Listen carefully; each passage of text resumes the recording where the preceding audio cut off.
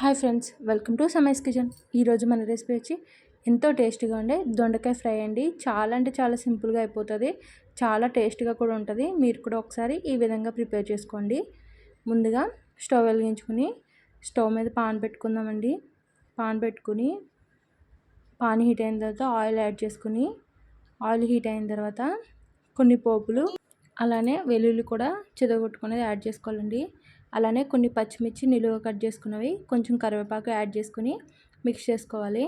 కొంచెం ఎండుమిర్చి కూడా యాడ్ చేసుకుని ఈ పోపు అంతా బాగా వేగిన తర్వాత దొండకాయలు చిన్న చిన్న ముక్కలుగా కట్ చేసుకుని చూడండి ఈ విధంగా రౌండ్గా యాడ్ చేసుకుని మిక్స్ చేసుకోవాలండి. చూడండి ఈ విధంగా మిక్స్ చేసుకుని మూత పెట్టుకుని ఒక 2 మినిట్స్ తర్వాత మూత తీసేయాలి. చూడండి ఈ విధంగా. ఇప్పుడు మళ్ళీ ఒకసారి మిక్స్ చేసుకొని కొంచెం సాల్ట్ అనేది యాడ్ చేసుకోవాలండి. సాల్ట్ యాడ్ చేసుకుంటే తొందరగా మగ్గిపోతాయి వెజిటబుల్స్ అనేవి. చూడండి ఈ విధంగా సాల్ట్ యాడ్ చేసుకుని ఒకసారి మిక్స్ చేసుకొని మూత పెట్టేసుకుందామండి.